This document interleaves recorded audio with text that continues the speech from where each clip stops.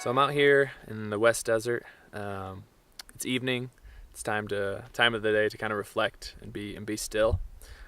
Along those lines, during this time of the day, it makes you want to slow down, both body and mind, and kind of reflect on the day. And this analogy of our bodies and our minds are kind of like muddy glasses of water.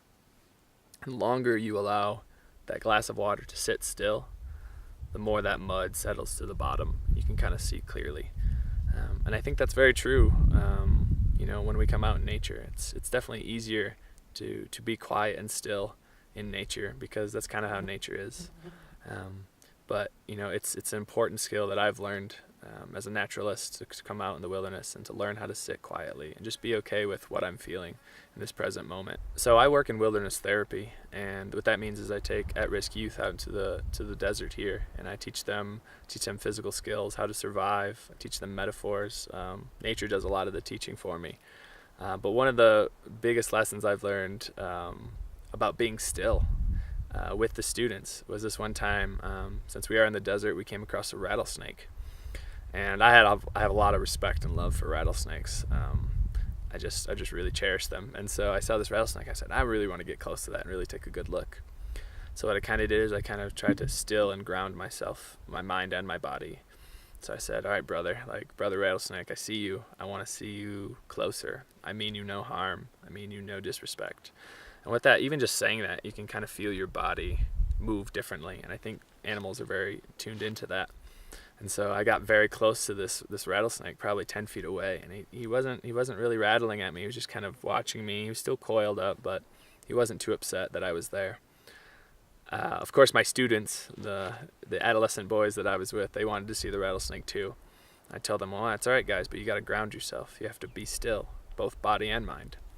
And they said, oh, yeah, we can do that. And so the 16-year-olds do their best attempt at doing that, and they got there somewhat, but it's just hard for 16-year-olds to sit still. It was hard for me as well. And we tried to get close to the rattlesnake with them, and we were probably 30 feet away, and that thing was just rattling at them because it wasn't okay with the way they were approaching. They weren't still enough, both mentally and physically. And so just kind of that lesson kind of transcends to, if you want to see wildlife, if you want to be in close contact with wildlife, you have to learn how to sit quietly.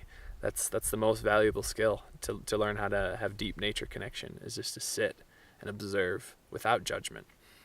Really, that's the definition of awareness, is to be able to sit, observe something, and not judge it. Just be okay with it. Just accept it. Nature's so good at that. You've never seen a tree that's upset about how its branches look. It just accepts what it is, as well as the animals do. So if we kind of take that lesson from nature, we can be more accepting of ourselves, maybe even more accepting of our feelings. When I sit quietly, maybe a feeling of anger comes up or a feeling of sadness comes up. That's okay.